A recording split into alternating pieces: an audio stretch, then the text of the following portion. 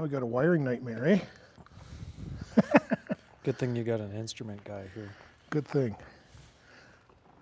and a computer scientist. It looks like we're connected, and it's 5 o'clock.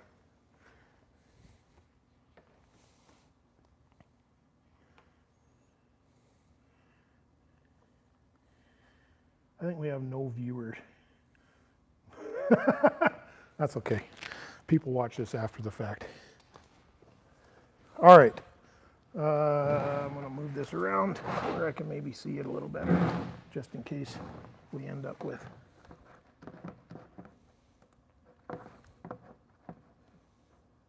any viewers. Signal excellent.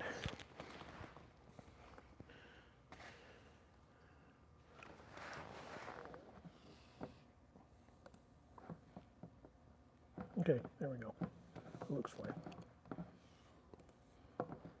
You got audio?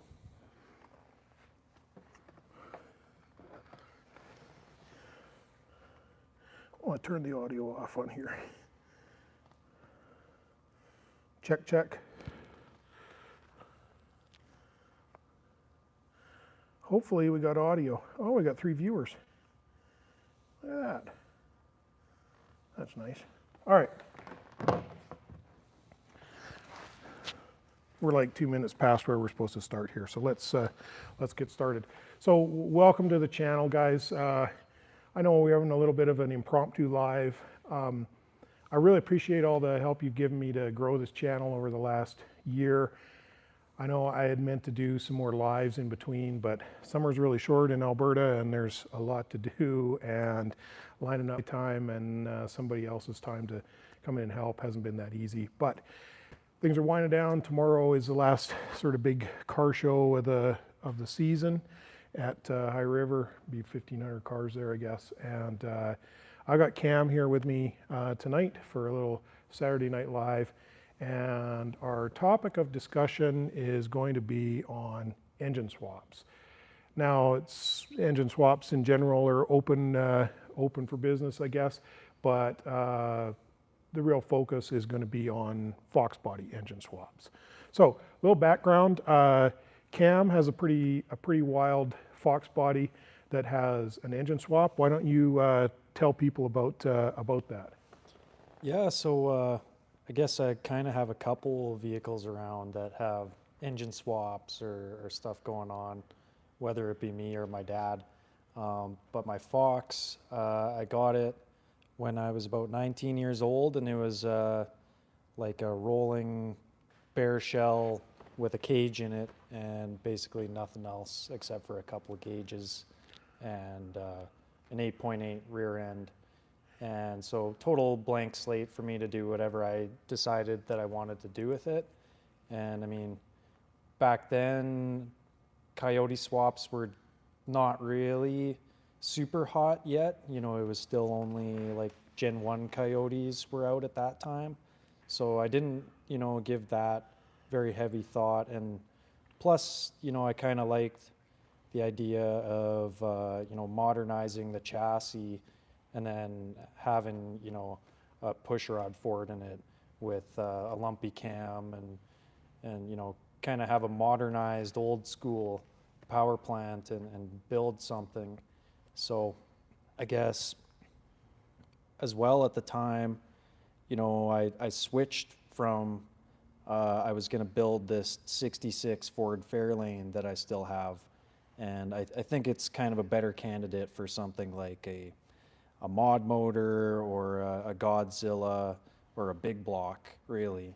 Whereas, you know, a Foxbody is more so like the kind of car where I could throw, you know, my Maximum Motorsports grip box on it and pretty confidently be able to go around some corners and try and embarrass some BMW guys or, you know, be right with the Porsche guys on the road course or something like that. So that's kind of what put me down that path, and the motor that I had sitting around out of that Fairlane was a Boss 351 Cleveland, and it was originally out of a Di Tommaso Pantera as well. So I guess, you know, kind of the the purist gears started turning in my head a little bit, and thought, well, I figure I'm going to build, kind of an autocross, time attack, road course type of setup, more or less like an Optima Ultimate Street Car build is really what it ended up being. And why not put a Di Tommaso Pantera Boss 351 in the thing? That's kind of what the Lord intended, sort of an idea. But I was kind of into, looking at Engine Masters and whatnot at the time, and there was some good articles about these chai heads on Cleveland's or like Cleaver setups, and they were basically cleaning up on the competition in some of those Engine Masters competitions at the time, and plus the history of a Cleveland in NASCAR and whatnot. I just thought it was a cool proposition of, you don't see too many Clevelands put into a Foxbody. Now, I'm going to interrupt you there because when Cam started on this project, I advised against using a Cleveland because it is the hard way to get a 400-inch motor in one of these cars, right? And you had a million challenges with this, including accessory drive, headers, exhaust, all of that, right? It's the thing where, on paper, I was easily able to justify it as compared to seeking out like a Windsor build or maybe like a power adder on like an 8.2 deck based motor, like a 347 or something like that. But then when you put it on paper, it's like, well, it's the same bell housing pattern. I'm going to have the same tranny and clutch. So if I decide I want to take this Cleveland out and stick it in the Fairlane, then I can always stick a small block Ford in it very easily. And I was able to get off the shelf long tube headers with 1 5/8 primaries, I think, if not 1 7/8 primaries and 3-inch collector. And I already had the Cleveland where it's a Boss block, so it had 4-bolt mains, and my power goals were, 650, just under 700 horsepower, total maximum. You're not going to get anything more than that out of a streetable, naturally aspirated pushrod build that's around 400 inches on a stock block. So now, in fairness, you drive this car on the street. You guys built it with a little bit more compression than I thought advisable, and they have to use a little bit of additive in the fuel. It's not a straight pump car, but it's a pump plus commercial additive car. Yeah. If you'd have been a point less compression, I don't think you'd have gave up much power and been able to run on pump. Let's kind of go to the very beginning here. If you have a Foxbody, who doesn't want more power? This is the age-old story. So let's talk about all the ways that you can do that. Exactly. I mean, you can do a few little quickie things, kind of like we've been doing with this fridge project. Personally, I feel a little funny making YouTube videos showing guys air silencer delete and stuff like that. When I've been involved in some pretty serious projects, these seem like, real simple page one kind of projects on a Foxbody. But I mean, there's stuff like that. Then I would say your sort of next stop on a car like that is like a heads cam intake build, right? Yeah. So, and a car like my Lincoln Mark 7, you get a, say, plus 70% power on a heads cam intake build with a stock bottom end. That's the kind of gains you can get, and that makes for a real fun nostalgia cruiser. In days gone by, that could have turned into a pretty quick car, but I would say it's the kind of car you run. Now, I know a lot of you guys live in places that are close to sea level. Alberta is high. Every track is high. Calgary, right where we're sitting right now, is 3,500 feet elevation. A typical DA at the track that we used to have here before they closed it on a Friday night would be 6,000 feet, something like that. So it's a punishing place to try and run a quick number. But, you know, I'd say your heads cam intake Foxbody runs 1325 here down on the coast, probably as much as 8/10 quicker. So call it like a 1250 car or something down on the coast. And I mean like Mission, BC, Englishtown, Basically, Houston Raceway Park. if you don't if have those an tracks are even ideal, still open. if you didn't have an ideal day here and you did have an ideal day, say in Mission, you could drop a second off your ET very easily. I can tell you on my 9-second car, the 9-second car was a half a second quicker at Mission, BC versus Calgary, Alberta. So, and versus say Medicine Hat, which is an NHRA track, it was like 3 or 4/10 quicker, best to best. So these kind of numbers are, you know, seem low, but it's because punishing place to run. So that's what you get with a heads cam intake, right? Next stop, blower, right? So put a blower on. Now you're running the car here into the 12s for sure. Maybe at a low elevation, maybe you're touching the 11s. You know, you run 1199, maybe something like that. But if you go too hard with a blower on one of these cars, you're going to end up with a cracked block. They split down the middle. And I think that gets to the point where you're looking at, well, I got to have axles in this car probably. I've got to put a clutch in it for sure. The transmission is on borrowed time. And how much money am I throwing into a setup, whereas, you know, maybe even your blower is capable of making that next level of power that you would like to be at, but you're buying, you know, an intake, and you're buying lots of stuff that you wouldn't even reuse if you were to take the car to that next level as well. I'd say with any project, there's a sweet spot where you can bolt stuff on without having to get into the bottom of the motor, without having to like start changing out a pile of rear end driveline components. And after that, now you put in something that makes more power.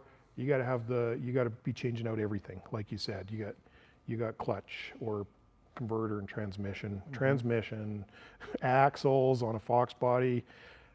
I always thought of 28 spline axles as being like a bank account, and every hit is like a withdrawal. Sooner or later, it's balance zero. So, you know, you get away with it for a while. Same with the T5. I've even seen them come out of the car where the splined end has an obvious twist, like they were next pass disaster kind of thing. So, you know, you got a lot of stuff you got to start adding if you start doing that. And when you get to into the bottom end, your sort of next step is stroker or a swap, right? So if the subject of today's live is swaps, let's talk about your options for swaps. Well, I mean, stroker, I guess you could call that a swap, but it's not really. It's a build on an existing motor. Yeah, like your 347 short block. Yeah, 347 setup, like, that kind of thing. In an Iron Eagle or an SHP block or something like that. Right, and I mean, if you're going to go Iron Eagle, you might as well start going 363 or whatever. So your next stop, which I don't think is really a pile more money, is like a 351. And you know, if you start with just a production 351 block, you can go quite a bit deeper with one of those before you break them. Everything's a size up. Hardware's a size up, webbing's size up, cranks a size up. Everything's way stronger. You got another easy 200 horsepower you can put on it before you're into trouble. You got the displacement, you know, ready to go. So right, and then, you know, you can do a stroker on those. So it's pretty common to run 408. That's a real common stroker. I think your dad has one that's what, 440 some inches in 449 cubic inch Dart Sportsman, I think. right, and that's in a 69 Mach, right? It's in a 69 Mach 1 with AFR 220 Renegade heads, and gross power on the dyno, engine dyno, it makes like over 700. Right. Well, and then I have set up quite a few road race setups, and honestly, I know lots of you guys are going, oh, I'll put a supercharger turbo on my road race car. I don't think it's a great idea. If you run a naturally aspirated setup, you got a way more reliable setup, a lot less stuff goes wrong with it. They're more durable, especially if you get in endurance. But you know, if you're in solo sprint, time attack kind of racing, you got 20-minute sessions. Yeah. And I've set up some winners in those events. And usually they're running a stroked Windsor style 351. However, lots of times they run a little bit less displacement, a little less stroke, like in the 380 inch range or the 390 inch range, rather than going to 408 or 427 or whatever. And like my drag car is a 363 stroke, so it's 400 inches, it's 185 overbore on a real Dart Iron Eagle, like 4 bolts on all the mains, full meal deal Iron Eagle, external oil pump, this kind of stuff. But I mean, with the stroke, the main thing would be the decrease in rod angle that you're going to have from the smaller stroke. Therefore, it's going to live a lot longer at that high RPM that you intend on running it at on a road course or whatever. Right. So like the drag car, the car that I built, yeah, it's 363 stroke and a 185 overbore, and it's a 9,000 RPM motor. And in fact, what it really is like a 10,000 RPM motor that's been detuned to run 9,000 RPM, or we actually shift at 8,800, so that it can live through a season or two without having to be rebuilt. That's really what that is. And you run a short stroke to be able to do that. Today, though, you're starting to get into a bunch of other options. Coyote swaps are pretty common. Yeah. I mean, I hate to say it, but LS swaps. Lots of guys are swapping Chevy LS into Foxbodies, and they're doing very well with them. I never felt like I had to resort to using the General, and I showed a lot of GM guys my taillights with the Foxbody too. But I mean, the popularity of that is those motors are inexpensive. Okay, like we're out at the A&W last night, and one of the guys we know there pulled 2 6-liters out of the junkyard this week. And you know, these junkyard motors cost them $500 or something like that. And these are probably good runners, right? And they last a long time. Got like a Yukon or whatever with a 6-liter in it. There's no reason it doesn't go 400, 500,000 kilometers, which is a lot of miles too. For my approach to the whole what engine swap should I do predicament is, what's the intended use of, your personal goals of what you want to do with the car. And I mean, if you are the guy who goes out and you spend and sink all your money into a custom built motor off of somebody, well, chances of getting replacement parts if you're on something like Miles of Mayhem is a lot lower than if you're the guy who's got an LS. If you could be on a drag and drive tour with an LS in your vehicle, and you could almost have a swap ready to go sitting at home, and somebody could deliver it to you the next day, and you could probably continue and keep racing. And that's against the rules. Is it? It is. Well, in Miles of Mayhem, it's against the rules. Wow. I don't know about some of these events in the U.S., Sick Week or Drag Week, how much help you can get. Right. You're not, in Miles of Mayhem, you're not supposed to have support vehicle, chase vehicle. It's just you and whatever you're Right. driving.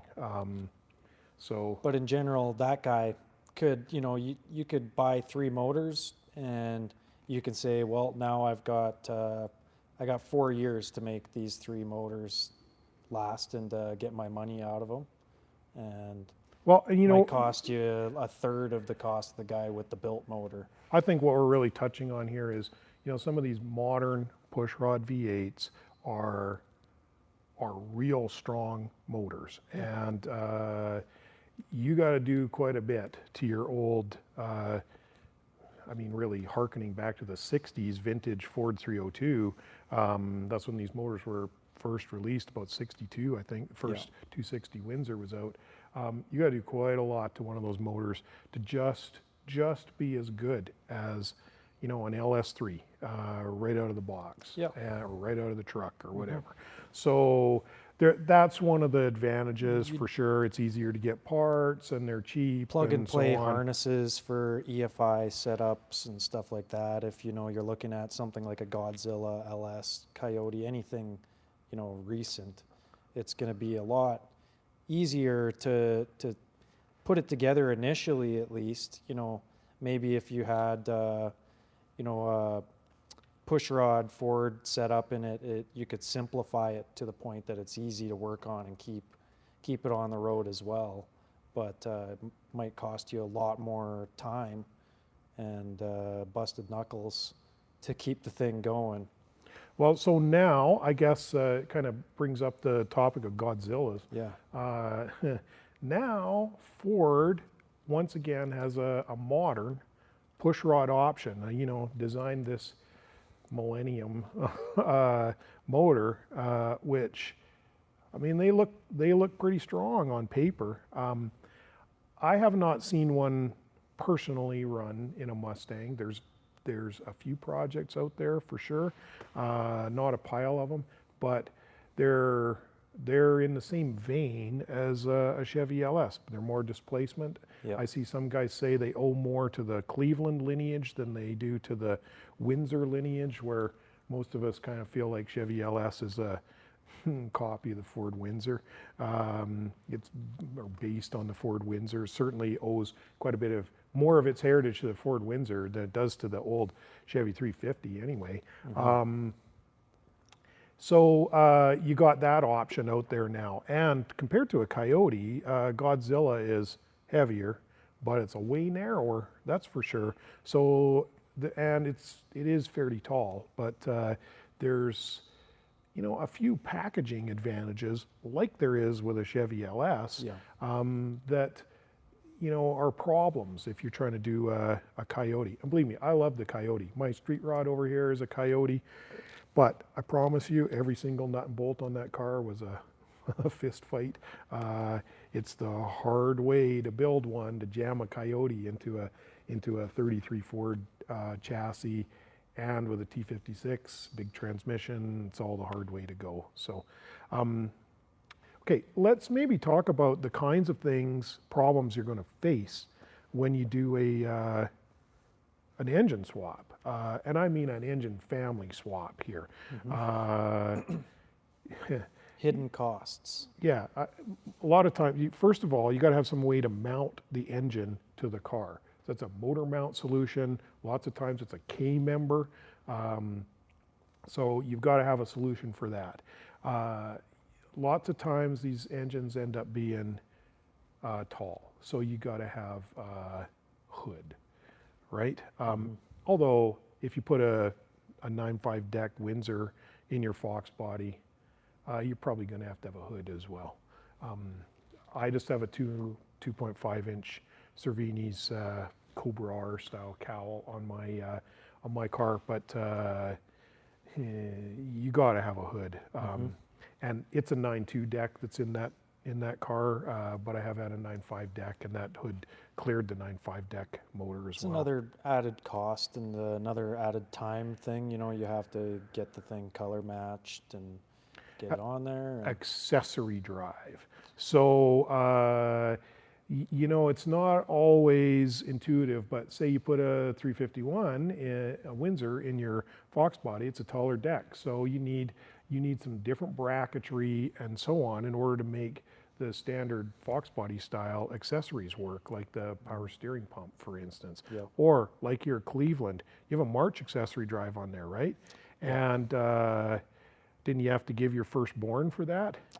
It's super expensive because otherwise you're trying to piece something together, and you know, when you have 100 other things to worry about with this motor swap, it's like really the last thing you want to really sit there and mess with is shimming your pulleys and stuff. So I mean, if you have the time and you have you know, some people don't have the budget to go out and get a piece like that. And I mean, but I mean, I got that kit for a Cleveland and to convert it to serpentine.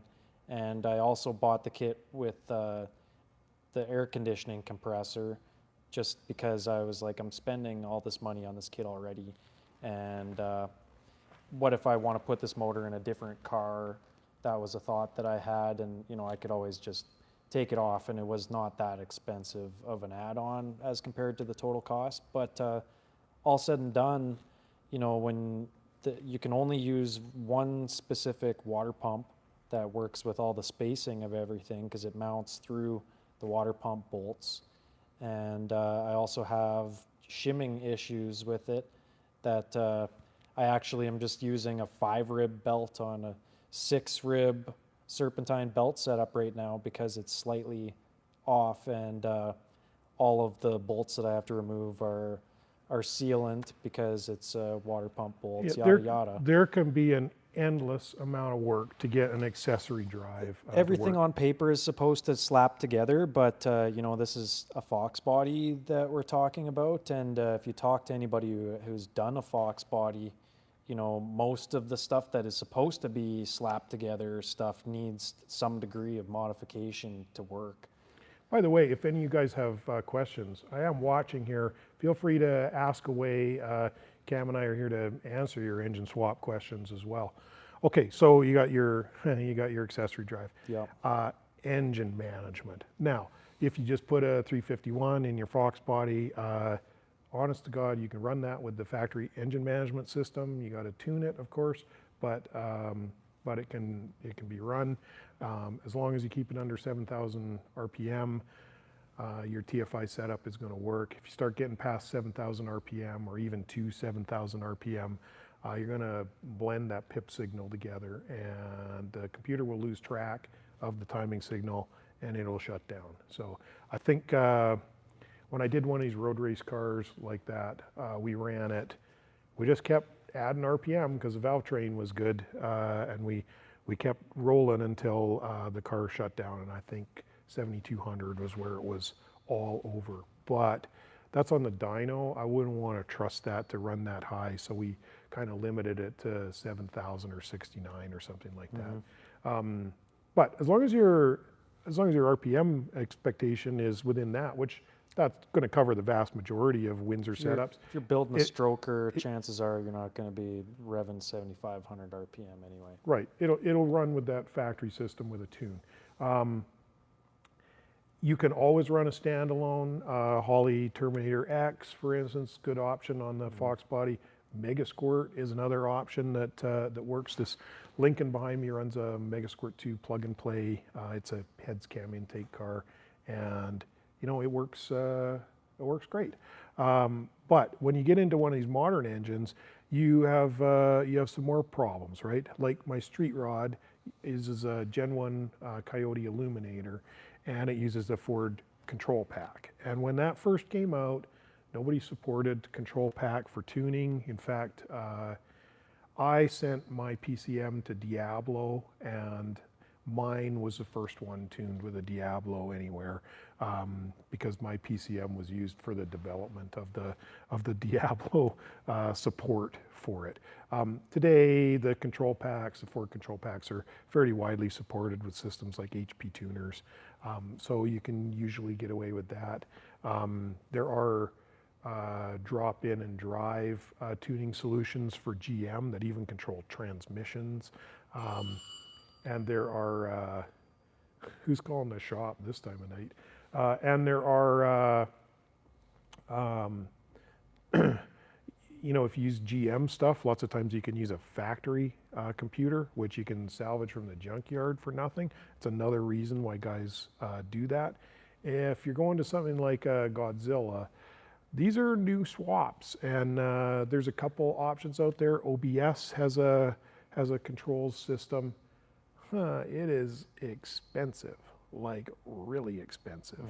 I think you're starting around $3,500 US, something like that.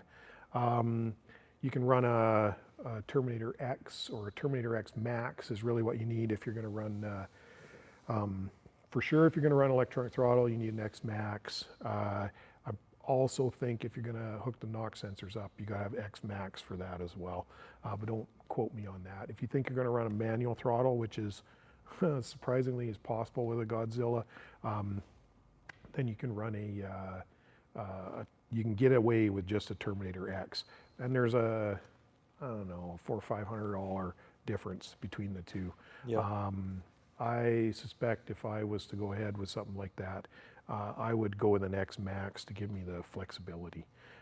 But you got quite a bit of money in controls. I think X Max plus wiring harness for a Godzilla costs somewhere around a third as much as a truck takeout engine does. Right. Maybe even a little bit more. Yeah. So you know, that's something you've got to have a budget for. Then there's transmission and bell housing and so on. To me, the most important one is can I get a set of headers that fit the car? Right. Okay. Well, that's probably the next thing to talk about. I was talking to my dad about it the other night, and he was saying that there was only like one set of swap headers out there that he knew of. For Godzilla? Yeah, so I didn't look into it and see what there was, but I mean, sure, sometimes you can get a set of headers for a swap, but are they a good set of headers?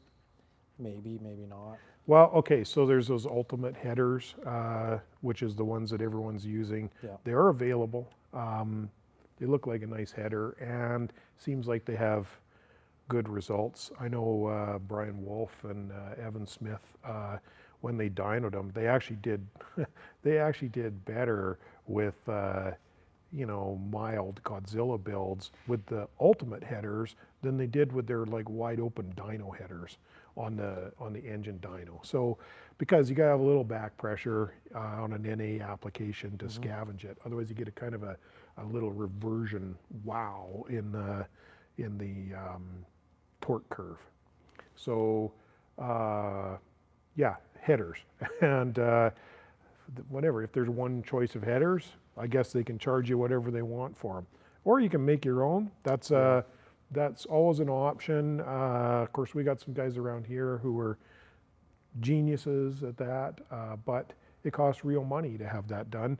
And if there's a commercial part, you're usually going to be better off, right? Then you got yeah, you got to be able to hook a drive line up to it. Now, fortunately, most of these applications, there's some kind of a bell housing. Even if you want GM transmission, there's usually a conversion bell housing. But with the Godzilla, they just bolt up any modular style setup. So you can use a modular bell housing. It's possible to run a cable clutch if that's what you like. And you can hook up any transmission that you can put on a mod motor. So you got lots of options there. Yeah, you can do just about anything in a Fox as well. You could do a T56 Magnum if you want. Right, TKX, TKO, Lenko. Although I promise you, there's no straight up option for a Lenko. It's when I did a Lenko in my Fox, they use there's a specific clearance you have to have between the end of the input shaft and the face of the pilot bearing, and it floats. It isn't like on a T5 where the input shaft is retained to the front of the transmission. It actually can float back and forth. So there's got to be a specific clearance there. And I think it took Lenco, because nobody does this in a Foxbody, so it took them 3 times. The first time, I think they sent me a shaft that was cut for, like, as if I was putting it in something that had a top loader style bell housing on, even though I used McLeod 8660, which is really common. Then they sent me one that was the right length, but it had the 4-cylinder pilot shaft diameter for whatever reason. So, and you know, each time there's a delay while you're waiting for it. So it's no easy feat to put a Lenco in a Fox. So. Yeah, and it's not ideal for a street car setup either, obviously. Nope. If you like an automatic though, 6R80 is a good option, and you can get, and they're pretty strong to begin with, and you can get them right out of the junkyard. So, anyway, okay. Or maybe the more strictly quarter-mile guy might want like a turbo 400 or something like that, but you could always do that too. Right. Yeah, or a Power Glide, I guess. I raced with a TKO 600 quite a bit. That was a good transmission, and I raced with the Lenco, and we won a lot of drag races with the Lenco. The thing about the Lenco is you can keep your right foot down and start jerking levers, and you don't end up unloading the chassis with a clutch-assisted shift like you do with any clutch-assisted transmission, and that kind of wastes your power. So, and you have a highly tunable launch with the clutch setup, and less drivetrain losses than an auto, or more with a Lenco. We actually measured the Lenco, and in top gear it was 32 times lossier than the TKO 600. And the way you measure this is you use a like a wheel or a clutch disc on the input shaft, and you use a scale, and you see how much force it takes to pull it for a measured distance from the center line of the transmission, and then you can do some calculations to figure out what the like dry turning torque is What for the the transmission. inertia is basically. Well, it's really the torque to turn it dry, right? Yep. That's what. So, and that's a measure that you can use to try and determine the losses on it. Now, the Lenco is the lossiest in direct in top gear, where all the cases are in direct drive.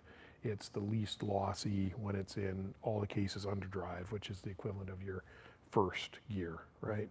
So, yeah, it's lossier, and it's heavy too. Yeah.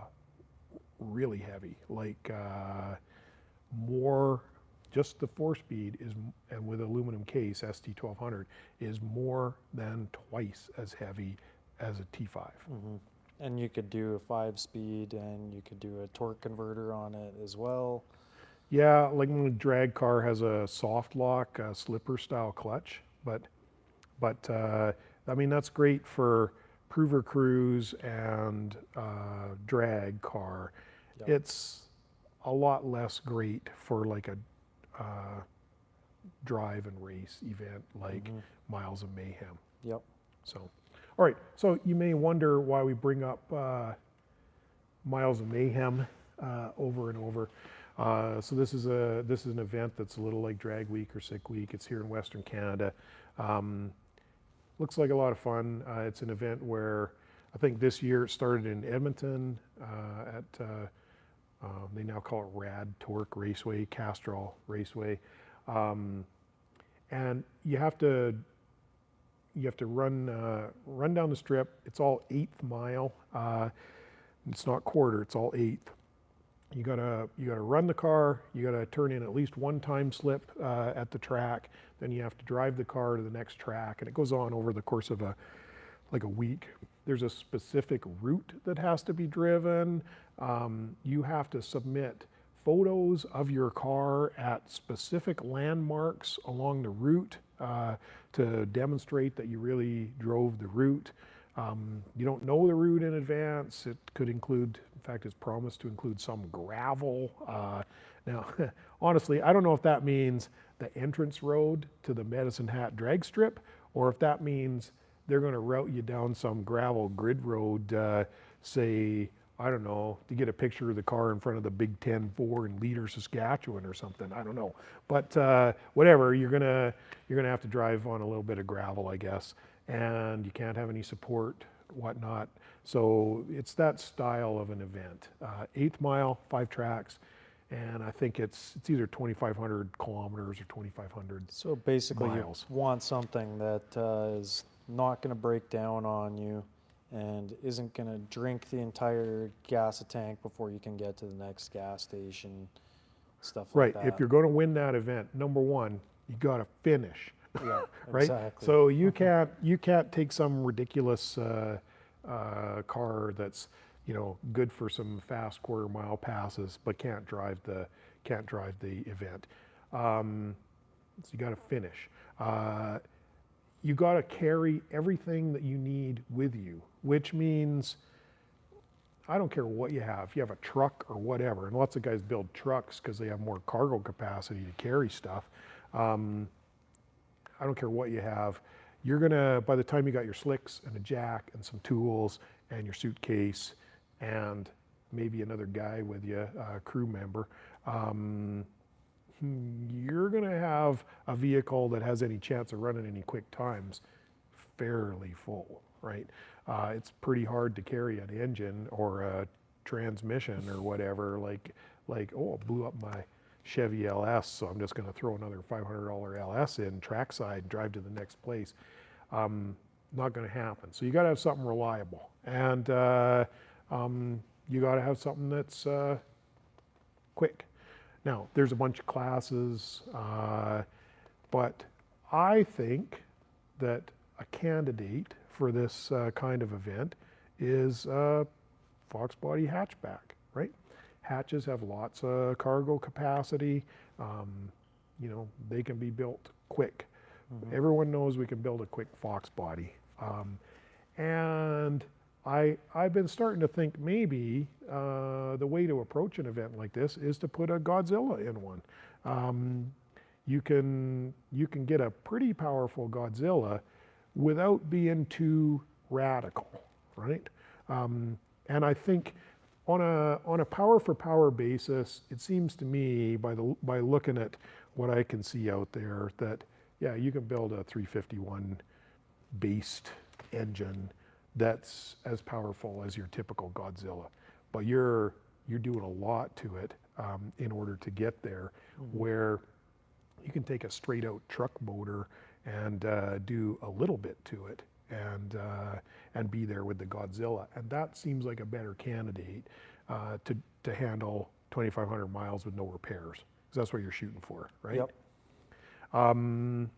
And a Super Duty motor. A Super Duty motor, yeah. it's Super Duty.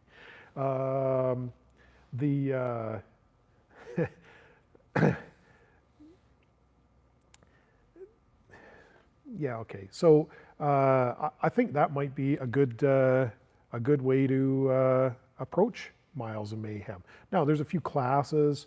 There's an outlaw class. I'm pretty sure to win that class, you're building, a twin turbo, and I'm pretty sure you could dominate that class with a twin turbo Godzilla that you got into the bottom end of. I think it's possible to build a Foxbody that would, eat up that kind of a class. There's a class that's also unlimited except for maximum 10.5 tire, no W. You could run that in your Foxbody too, your wild Godzilla Foxbody. Mm-hmm. But if you want to build a car where you don't have to have a license and you don't have to have a certified chassis, just a 6-point or whatever, yep. There are a couple classes that can accommodate that. Like there's a class called man pedal, and so that's anyone with a clutch. And last year, the winner of that man pedal class in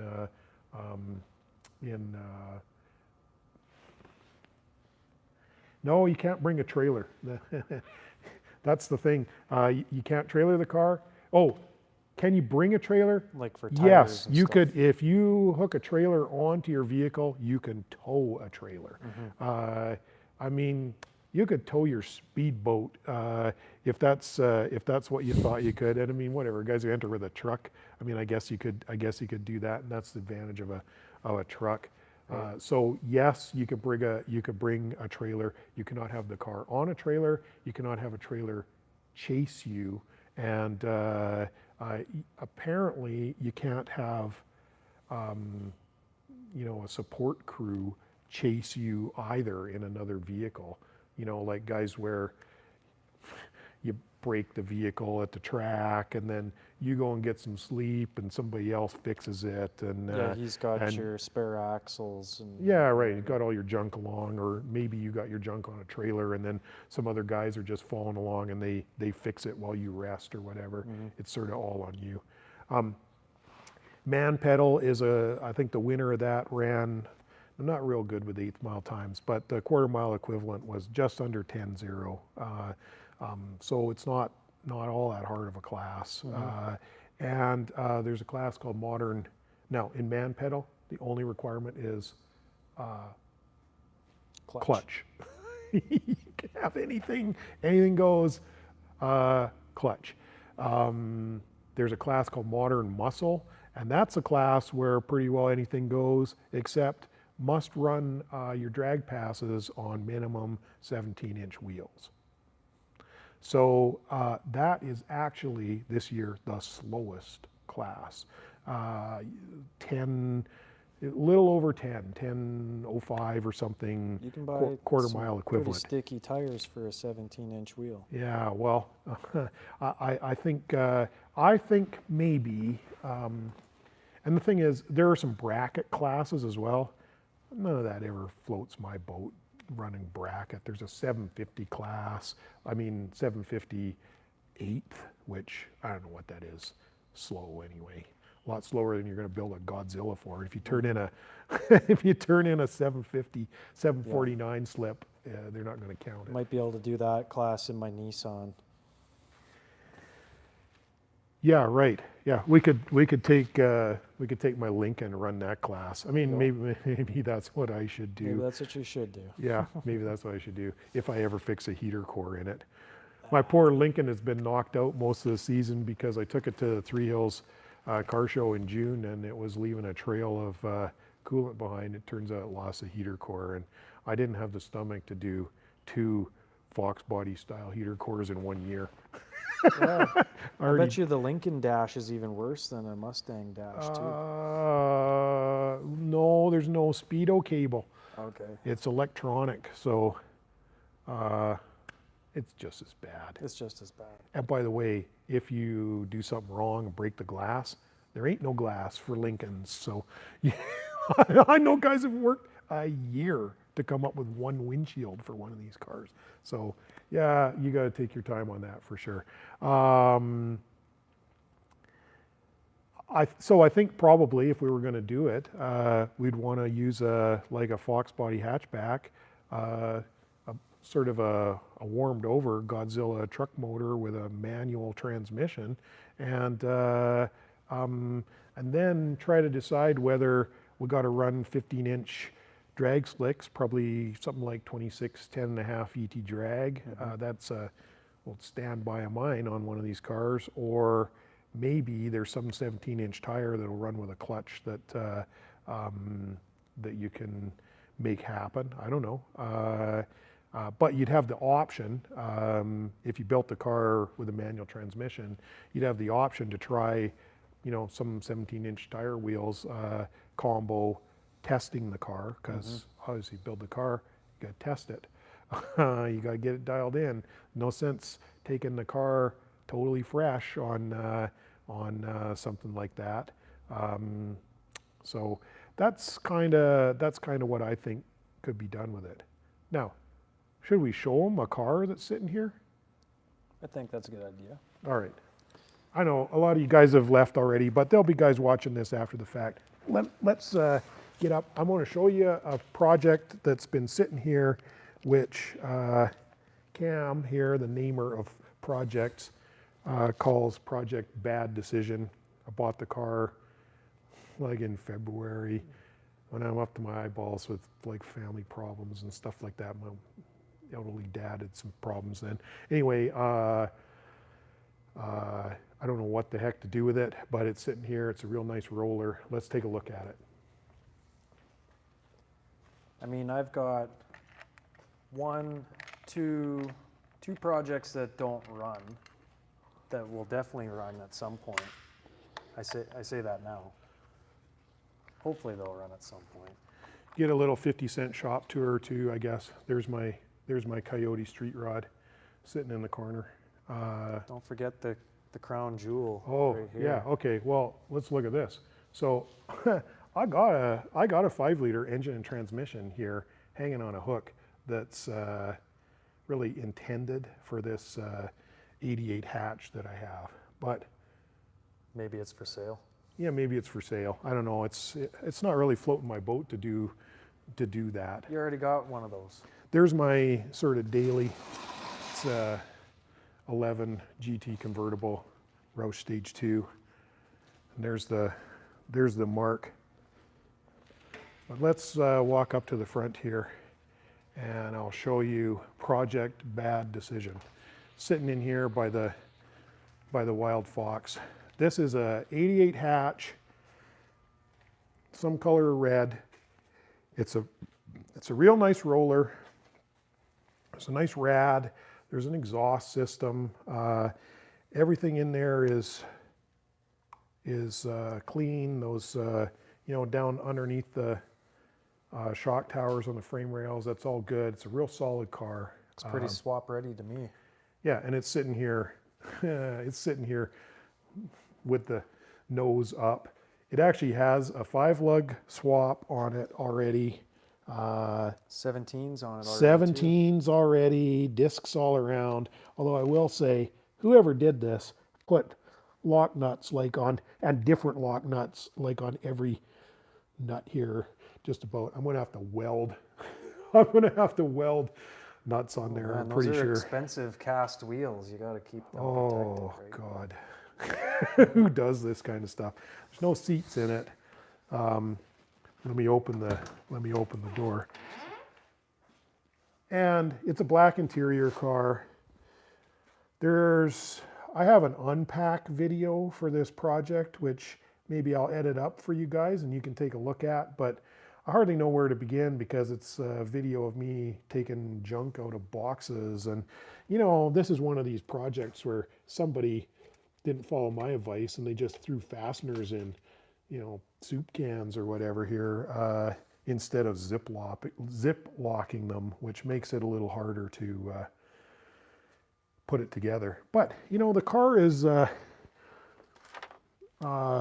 enough usage or whatever that it came with all his owner manual stuff in the I don't know, it was in the glove box or a package here in the back. I don't know. When it comes to Foxes, I would say this is definitely on the low end of the molestation scale. Yeah, is it the prettiest car? It's got stuff like this that isn't very nice. It doesn't have to be pretty to run in miles of mayhem. And if you got to run on gravel, maybe it's better that it isn't. I don't know. Well, I mean, most guys seem to get more attention for having a farmyard Foxbody these days, it seems like. Yeah, maybe that's a good option. But why don't you guys tell me, what do you think I should do with this Project Bad Decision? Do you think it's a good idea to say put a Godzilla in it, and then run Miles of Mayhem? Would you run something else for something like Miles of Mayhem? Yeah. Do you think there's a less costly way to try and win something like the man pedal class? That's what I would ask is what setup would you put in it for the man pedal class, which is just need a clutch, and what setup would you put in it for a modern muscle class, which is just a 17-inch wheel? Right. And surprisingly, those are the two slowest classes. Although I kind of thought man pedal would be slowest because, or amongst the slowest anyway, because all the turbo cars are going to run an automatic. They're all going to run an automatic. Yep. That's the way. That's what you got to do if you're going to win with a turbo car, I think. So. And that's probably what the modern muscle class is going to be doing. Yeah, some of those guys will have automatics, I guess, but some of those guys are going to have DCTs, even those kind of things, and there's Hellcats and whatever. But like a lot of those guys are going to show up with drag radials, and they're not going to stick. You know, they're going to be ripping off. 2 second 60 foot. Yeah. Maybe, I hate to say it, but a 240, a 220, like there's going to be passes like that in those classes, and I mean that's a joke, right? Like that's a joke. This little silver car here, Ain't no Foxbody launch. on 28 10.5 ET drags went the silver one in the back there went 135 60 foot. So There's where you win the race. that's right, and it's 8th. So now, I don't know, what would you do for gear? This car has a 5-lug conversion. It's got a disc conversion. It's got 410s in it. It's, like I said, it's a real nice little roller.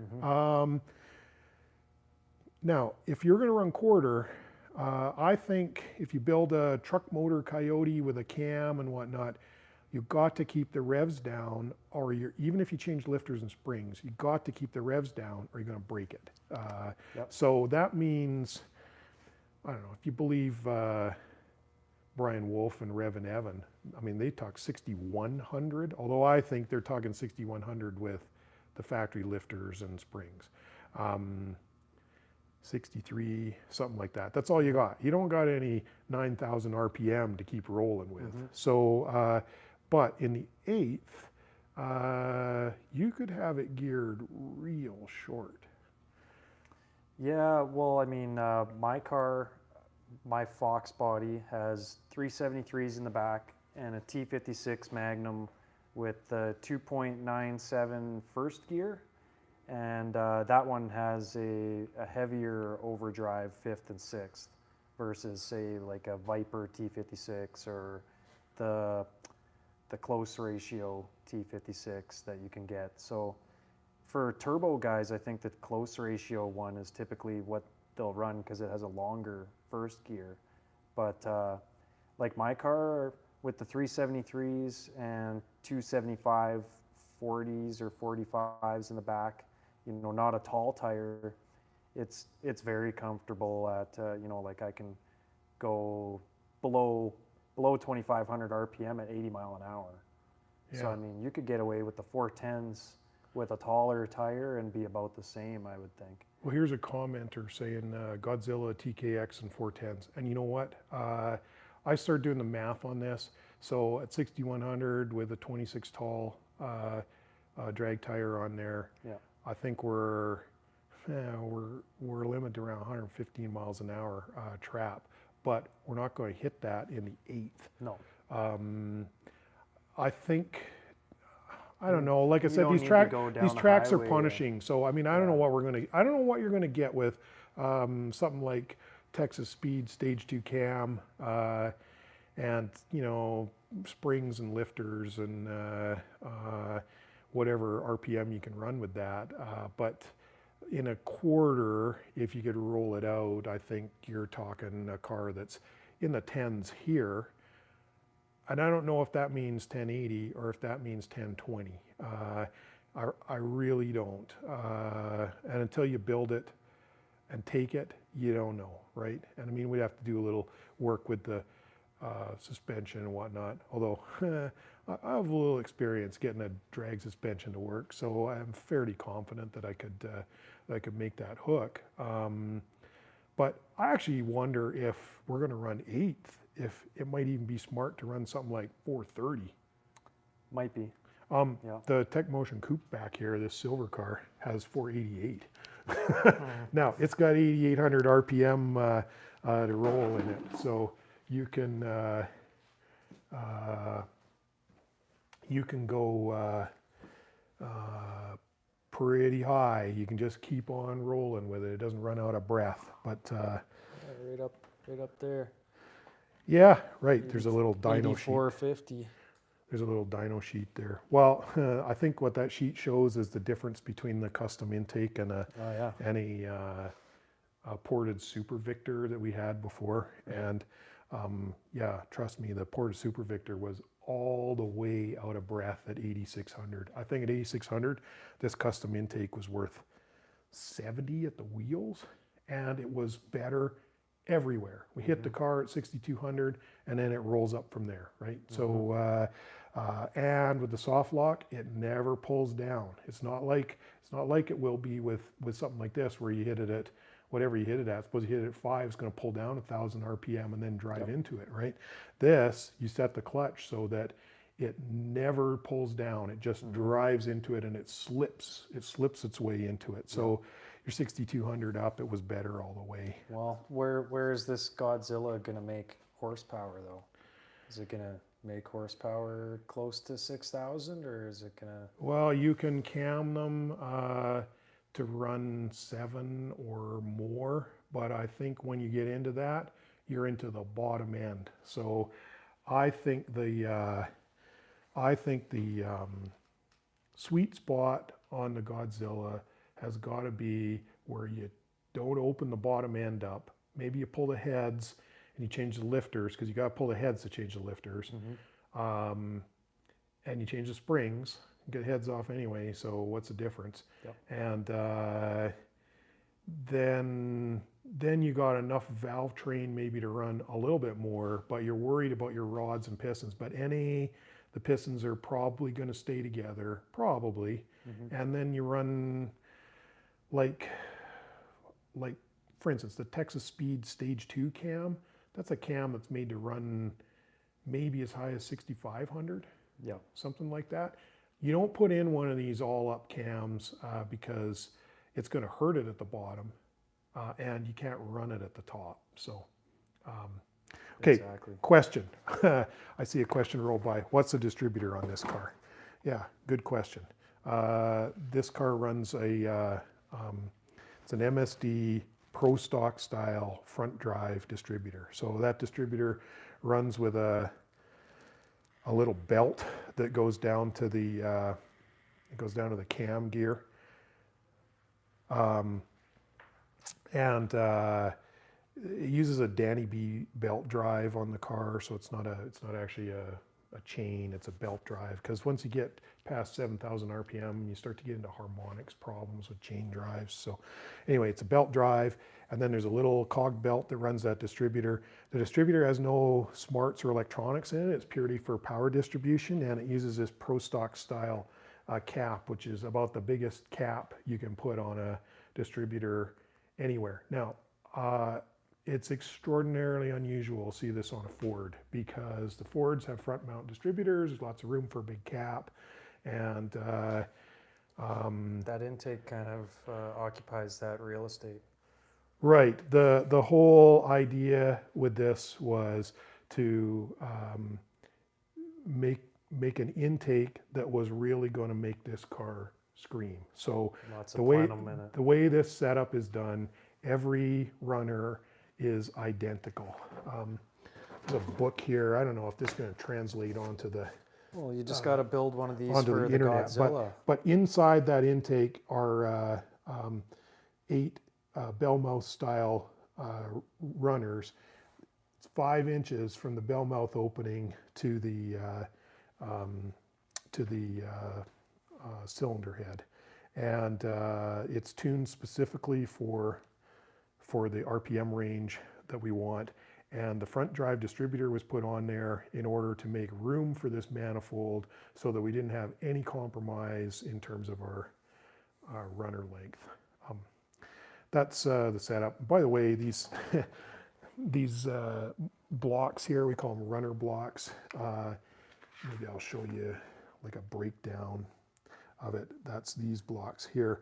They're phenolic, so they prevent heat transfer from the cylinder heads or from the engine up into the upper plenum. And you can make a 9-second pass with this car and you can get out and lick the top of the manifold if you want. It is totally cool. And when we built the car for shootouts, run a lot of shootout drag races with it.